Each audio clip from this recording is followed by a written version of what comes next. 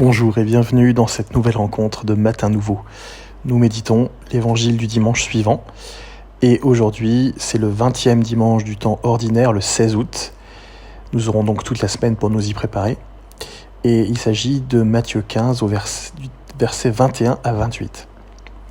Et la phrase qui a retenu mon attention dans cet évangile est la suivante: « Femme, grande est ta foi ».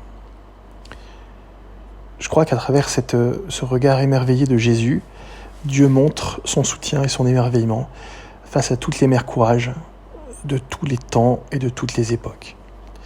Cette maman a une fille qui est malade. Elle n'est pas du tout de la religion, de la foi de Jésus. Elle ne la partage absolument pas. Elle le connaît sans doute à peine par réputation, mais elle sait qu'il peut guérir, peut-être, son enfant, qu'il a cette réputation de guérisseur. Et elle se jette à ses pieds. Et Jésus, c'est ça que je trouve aussi tout à fait bouleversant dans cet évangile, va apprendre de cette femme quelque chose d'essentiel. Il y a beaucoup de théories théologiques qui voudraient affirmer que comme Jésus était vrai homme et vrai Dieu, et souvent on oublie le côté vrai homme, on ne garde que le côté vrai Dieu, Jésus fait semblant de vivre notre humanité. Il fait semblant de souffrir sur la croix, il fait semblant de découvrir qui il est. Or, si Dieu prend au sérieux notre humanité, Jésus, nécessairement, a été vrai homme, c'est-à-dire qu'il a eu conscience de sa divinité, mais avec sa conscience humaine. Et il a vécu sa divinité comme, en quelque sorte, dans l'enveloppe de son humanité, conditionné et limité par son humanité, puisqu'il l'a vécu de ce fait totalement. Et du coup, Jésus découvre, si cette idée est vraie, Jésus découvre au fur et à mesure de sa vie ce à quoi il est appelé. Il le découvre dans le temps, immergé qu'il est dans la condition humaine, qui ne peut pas faire fi du temps. Et du coup, Jésus ne sait pas tout, bien que Dieu. Et il découvre à ce moment précis de l'histoire, et c'est là où c'est très intéressant pour nous, il découvre à ce moment précis que sa mission, ce n'est pas simplement, comme il le dit, les brebis perdues de la maison d'Israël. Sinon, ça n'a pas de sens, cet épisode de l'Évangile. Il découvre par la foi de cette femme, par ce courage immense de cette maman, qui est prête à tout donner pour sauver sa fille. Et elle le fait avec ses tripes, elle le fait avec son cœur, et elle n'a même pas honte. Et Jésus, au départ, la prend un peu de haut. Il lui promet simplement les miettes qu'on jette aux petits chiens, et cette femme est prête même aux miettes promises aux petits chiens. Ça n'a aucune importance. Ce qu'elle veut, c'est que sa fille vive. Et Jésus rencontre la foi de cette femme, qui n'est pas la foi d'une monothéiste d'Israël, qui est la foi de quelqu'un d'un autre peuple, c'est une païenne. Mais il est émerveillé par l'amour de cette femme pour son enfant. Et à partir de ce moment-là, et d'ailleurs dans l'évangile de Matthieu c'est très clair, Jésus va commencer à visiter les territoires païens. Sa mission ne se limite pas à Israël, elle va s'ouvrir au monde. Et j'aime à croire que cette femme a joué un rôle considérable dans ce changement de modèle, dans l'esprit de Jésus. Il découvre l'ampleur de sa mission.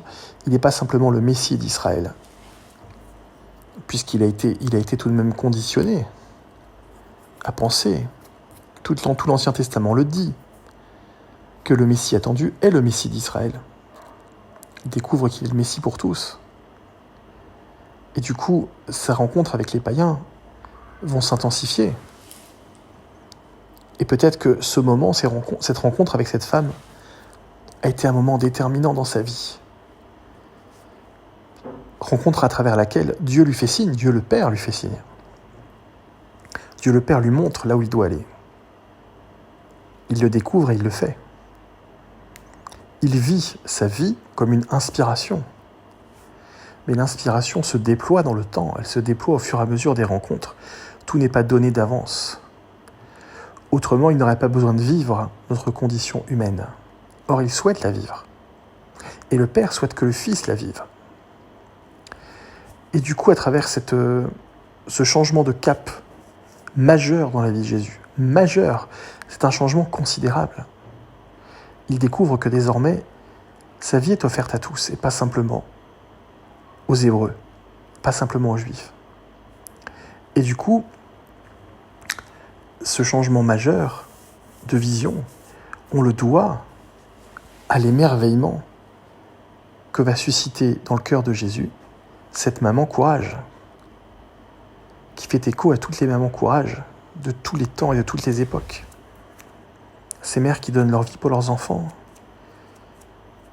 qui se privent de nourriture pour eux, qui dans les pays en guerre font un rempart de leur corps, qui se battent pour la libération d'enfants indûment emprisonnés, qui partout dans le monde essayent de changer les structures de notre planète, de nos gouvernements, pour que leurs enfants cessent de souffrir. Ces mamans qui sont animées d'une force extraordinaire, qui pourraient renverser les montagnes pour sauvegarder la vie des enfants. Et ça, comment ne pas y voir l'œuvre de Dieu? Jésus y voit l'œuvre de Dieu. À travers cette femme, à travers ces femmes, à travers toutes ces mamans, Dieu se révèle. Et Jésus voit que c'est là qu'il doit aller aussi, en terre païenne. Car il y a partout la même attente, la même soif d'amour et de justice. Et peut-être qu'à travers cette rencontre, Jésus le Fils découvre que Dieu le Père veut vraiment que tous les hommes et toutes les femmes de cette terre soient rejoints, encouragés, fortifiés, relevés, instruits, éclairés, protégés. Dieu se fait à tous. Il se révèle vraiment comme celui qui n'a pas d'exclusive. Alors grâce soit rendue à cette maman courage, à cette païenne, à cette syrophénicienne. Grâce soit rendue à toutes les mamans du monde qui sont ici saluées à travers cet évangile, quelle que soit leur religion.